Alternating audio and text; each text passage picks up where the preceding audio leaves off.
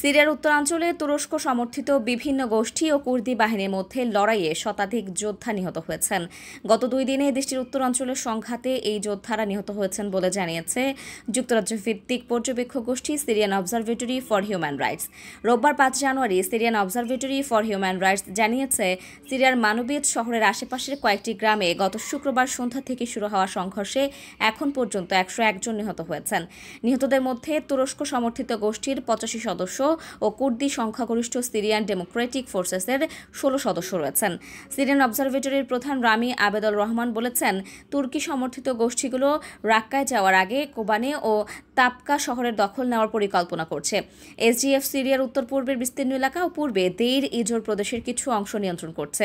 সিরিয়ায় 2011 সালে গৃহযুদ্ধের শুরুর সময় ওই অঞ্চল থেকে সরকারি বাহিনী প্রত্যাহার করে নেওয়া হয়। পরে কুর্দিরা সেখানে স্বায়ত্তশাসিত প্রশাসন প্রতিষ্ঠা করে। মার্কিন সমর্থন পাওয়া এসডিএফ বর্তমানে জঙ্গি গোষ্ঠী ইসলামিক স্টেটের কাছ থেকে দখল ছিনিয়ে নেওয়ার পর রাক্কা সহ ওই অঞ্চলের বেশিরভাগের নিয়ন্ত্রণ নিয়েছে।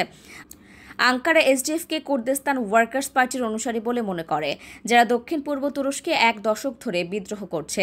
তুরস্কের সরকার এই গোষ্ঠীকে সন্ত্রাসী সংগঠন হিসেবে নিষিদ্ধ ঘোষণা করেছে। পিকেকে যোদ্ধাদের সঙ্গে সংশ্লিষ্টতার অভিযোগে তুরস্কের সামরিক বাহিনী প্রায় সিরিয়া ও প্রতিবেশী ইরাকে কুর্দি যোদ্ধাদের বিরুদ্ধে হামলা করছে। এর আগে সিরিয়ার ডি ফ্যাক্টো সরকারের নতুন নেতা ও ইসলামপন্থী গোষ্ঠী হায়াত তাহরির আল শামের প্রধান আহমেদ আল সারা বলেছেন, এসডিএফকে দেশের সেনাবাহিনীতে একীভূত করা হবে। গত মাসে এইচটিএস এর নেতৃত্বে হওয়া বিদ্রোহে আসাদ সরকারের পতন ঘটে।